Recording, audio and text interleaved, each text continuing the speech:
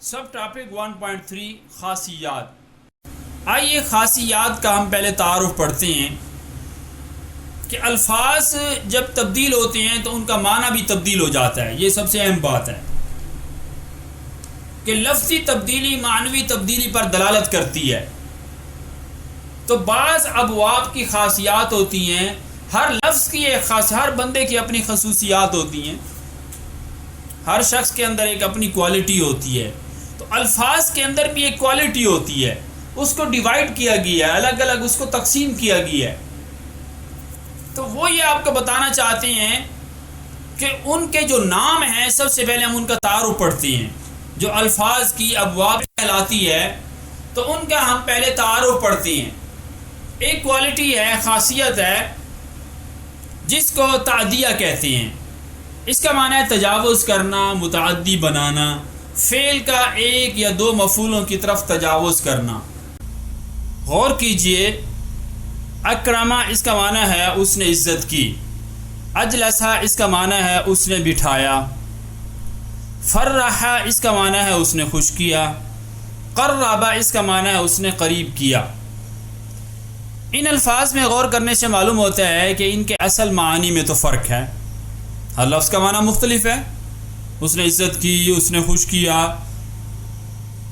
اس نے بٹھایا، اس نے قریب کیا، الفاظ کے معانی مختلف ہیں، تو ان کے اصل معانی میں تو فرق ہے جیسا کہ ذکر کیا، مگر ان میں ایک بات مشترک ہے، سیم ہے، ایک بات ایک جیسے اس کے معانی میں ایک چیز مطلب ایک جیسی پائی جا رہی ہے۔ وہ یہ ہے کہ مذکورہ تمام افعال فاعل پر پورے نہیں ہوتے، ان کو مفعول بھی کی ضرورت ہے، اور اسی کو تعدیہ کہتے ہیں۔ جیسے اس نے عزت کی، کس کی عزت کی سوال پیدا ہوتا ہے، مفعول کی ضرورت ہے کہ اس نے اپنے شیخ کی عزت کی۔ اجلسا اس نے بٹھایا، کس کو بٹھایا، مفعول بھی کی ضرورت ہے۔ فرا اس نے خوش کیا، کسے، قربا اس نے قریب کیا، کسے قریب کیا۔ تو معلوم یہ ہوتا ہے کہ اس میں ان تمام الفاظ میں یہ ایک بات مشترک پائی جا رہی ہے کہ تمام افعال یہ فاعل پر پورے نہیں ہو رہے، انہیں مفعول بھی کی ضرورت ہے، اس کو تعدیہ کہتے ہیں۔ تو جن افعال میں، جن الفاظ میں تعدیہ پایا جائے ان کو فعل متعدی کہتے ہیں۔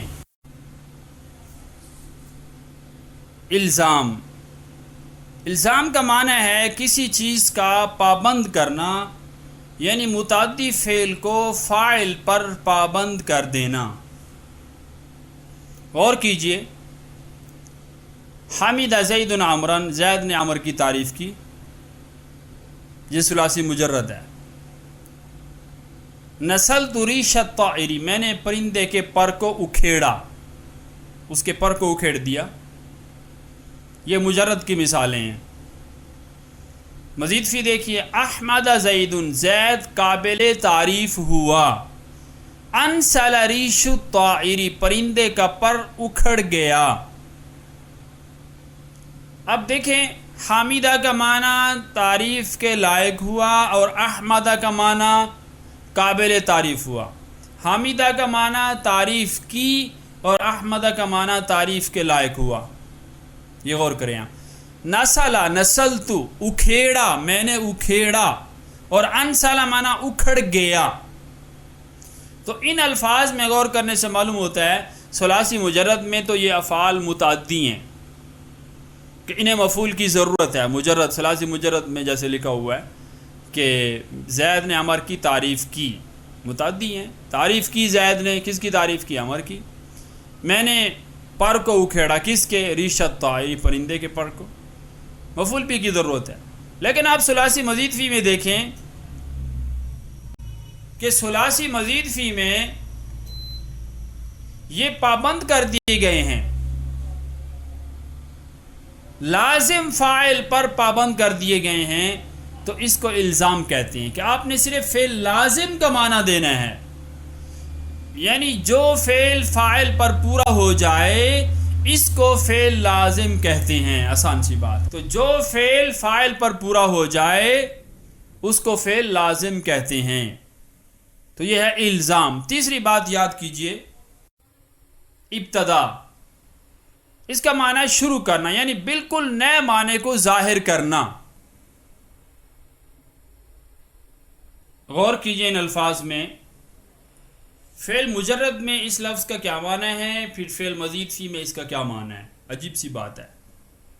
فعل مجرد میں دیکھیے آمونا، وہ امانت دار ہوا،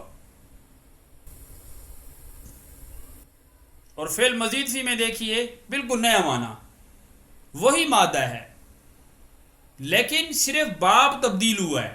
آمانا وہ ایمان لے آیا، آمونا امانت دار ہوا اور آمانا ایمان لایا۔ صارفا وہ غافل ہوا، اسرافا اس نے فضول خرچی کی۔ سیم وہی مادہ ہے، وہی حروف اصلی ہیں، لیکن ایک نئے باب میں وہ لفظ جب چلا گیا ہے، باب تبدیل ہونے سے اس کے معنی کے اندر کتنی تبدیلی آ گئی ہے۔ یعنی لفظوں کی تبدیلی معنی کی تبدیلی پر دلالت کرتی ہے۔ عرضہ فعل مجرد میں ہے، عرضہ اس نے عرض کی، اس نے ریکویسٹ کی، اور اعراضہ اس نے منہ پھیرا۔ عجیب بات ہے، اعراض کیا اس نے، تو مادہ ایک ہی ہے، مجرد میں یہ معنی ہے، مزید فی میں ایک نیا معنی ہے، بالکل نیا معنی جو بالکل پہلے معنی سے مختلف ہے۔ ناظرہ اس نے نظر مانی، اور انذرہ اس نے ڈرایا۔ تو بہرحال اتنی بات آپ نے سمجھ لی۔ ان الفاظ میں غور کرنے سے معلوم ہوتا ہے ثلاثی مجرد میں ان الفاظ کے جو معنی تھے ثلاثی مزید فی میں آ کر وہ بالکل بدل گئے اور بالکل نئے معنی پیدا ہو گئے۔ اس کو ابتدا کہتے ہیں۔ ابتدا کی ایک صورت یہ ہے کہ ثلاثی مزید فی میں کسی لفظ کی ابتدا پائی جائے، ایک معنی یہ بھی ہے، اور اس لفظ کا مجرد استعمال ہی نہ ہوتا ہو، یہ بھی ابتدا کا معنی ہوتا ہے کہ مجرد اس کا استعمال ہی نہیں ہے، مستعمل ہی نہیں ہے، اس لفظ کی ابتدا اور استعمال ہی مزید فی سے ہوا ہے۔ جیسے استعجز علی الوسادہ، وہ تکیے پر جھک گیا۔ اب استعجزہ یہ لفظ جو ہے مجرد کے اندر اس کا استعمال ہی نہیں ہے۔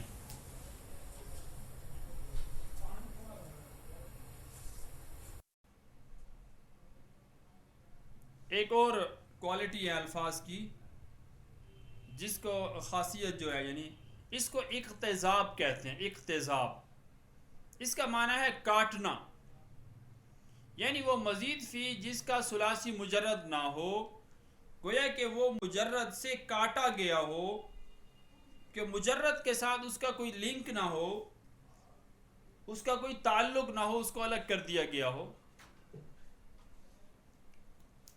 غور کیجئے، مثال ہے اجلوّز بہم السیر، ہمیشہ رہا ان کے ساتھ تیز چلنا،